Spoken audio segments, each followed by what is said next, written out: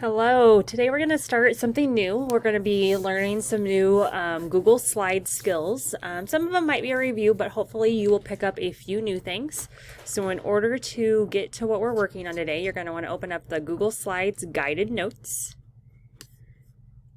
And then you all should have the PowerPoint or the Google Slide that you can open over there. All right, so once you have the slides open, we're going to start on slide 2. And we're going to start with just basic things that you've probably done before. So I want us to all type in the same topic. So our topic is going to be the water cycle. And I realize that you might not be able to see it all now. That's okay. We're going to take care of that later on. And then I also want you to type in your name.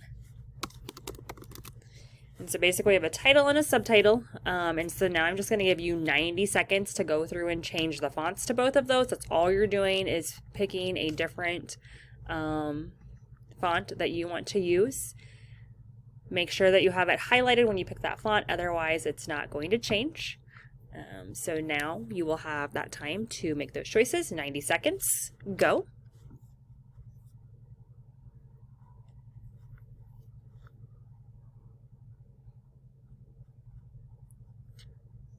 All right, now that we have that done, the next thing is we have this box over here that says change the font. Is that something that we really need to keep if we are making a presentation about the water cycle? I'm going to say no. So if I just click on it and get my blue box around it and then press your backspace key, it will get rid of that. I'm going to leave this just so I have my information for the other class, but you want to press backspace to get rid of it because we don't need that for this presentation. Now we're going to move on to word art, which is probably something new, and you really want to make sure that you listen to these instructions. So in order to get word art, we're going to say insert, and we're going to come down to word art, and then this box right here pops up, and that's where you're going to type in what you want for your word art. So we're just going to do something basic. We're all typing the same thing again, and we're going to say science lesson, since we would learn about the water cycle in science. And then in order to get that onto my Google Slides and see it, I'm just going to press enter.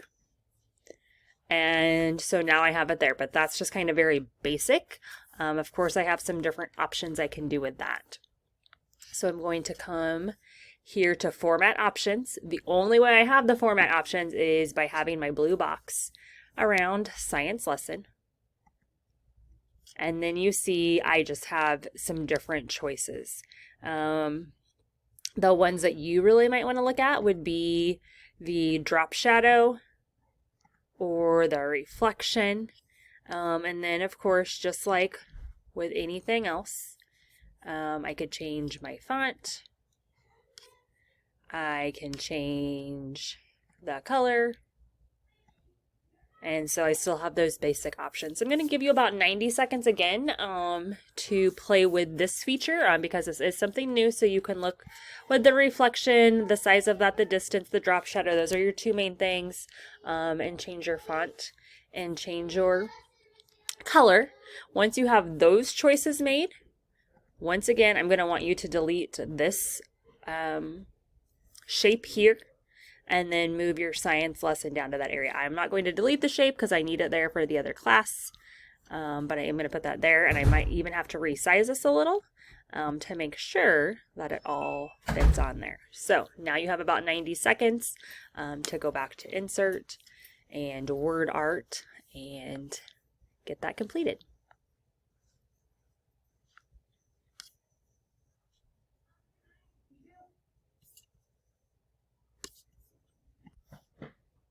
All right, so now the last thing we're doing on this slide is inserting a photo here in this box I have. So we're going to go to Insert, Image, and then we want to choose the Search the Web. So I went to Insert, Image, Search the Web. It's going to pop up my box over here. Now the image should relate to what it is, either on that particular slide or just dealing with your overall presentation. So we're going to search water cycle. And then you can look through the pictures, find one that you kind of like, And then I will click on it, and then you can't really see it in my face, but there's a blue insert. And so then I have it there.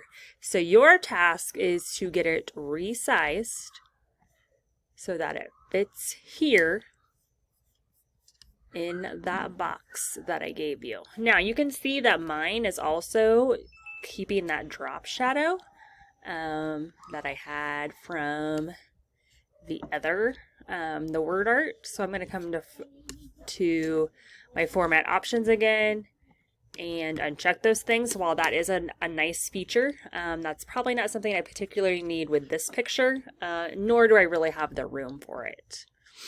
So give you about 60 seconds to find your image, get it resized, change your formatting options if needed. All right, what we're going to do next is listen to a very short video of another teacher named Mrs. Washburn explaining a bit about the next topic we're going to cover. So right now we're just kind of listening, taking in what she's saying, and then we'll come back in and complete our notes for her. So right now you're just here listening quietly.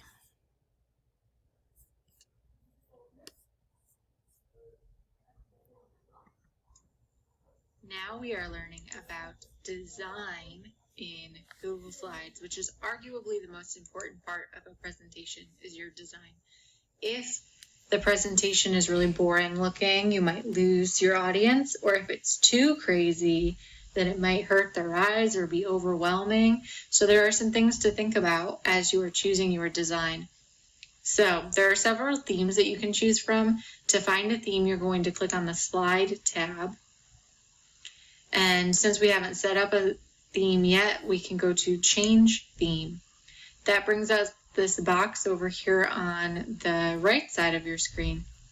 Now, it is a good idea to choose your theme before you put anything on your slides or pages, because changing the design after you've added pictures and words might move your pictures and words to unexpected places. So just be aware of that up front.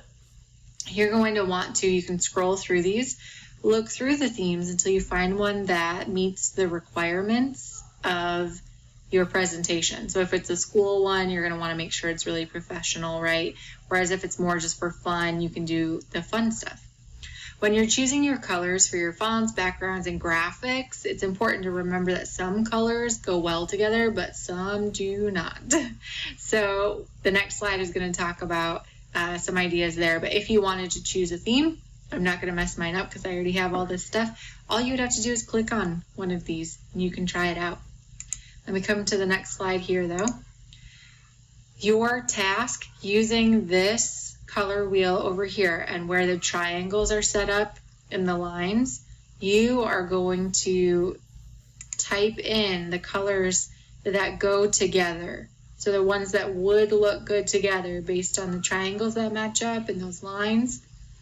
And then answer the reflection question in the yellow box that talks about why we might not want to choose only bright colors for a school presentation. All right. All right, so now that we've listened to that in our Google Slides, we're going to come to slide 5. And so a couple of things here, we will talk about these as a class, or you guys will with the sub. And what you're going to want to do is, once you guys have decided what word you want to fill in the blank, you can just click on the blank. When I type in the word, you can see it's just going to do that. That's totally fine, just for ease of having the word that you need there. All right, so now Mrs. Corman will guide you through doing the blanks on this slide. Just gonna get rid of that.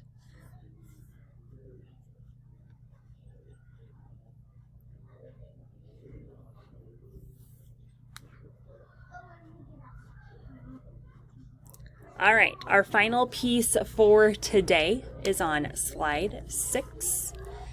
And so in the video, she talked about how you would know what colors go together. And it's all about using the lines and the triangle shape here in the image. So you're going to go in a box and you're going to go through and find what colors match up. Now, typically when they're just like right across from each other like this, you know that they match. So for example, even though there's not a line, I would know that rose and spring green go together because they are across the color wheel from each other. So I'm just going to type rose and then do a dash and type in my spring green. And then I just keep working my way around the color wheel. Now, take note, just because you might think that blue and magenta would look amazing together, and they might match, we are thinking in the presentation style that might be a bit much on the eye. So I would not write down blue and magenta in another box because they are not across from each other on the color wheel. Now, also note you're going to have some leftover boxes. I think you'll have 3 extras. So just working through and putting down your matches. Once you have done that, you will come and just give me your thoughts here in the yellow box of why we would not want to choose only bright colors for a school presentation.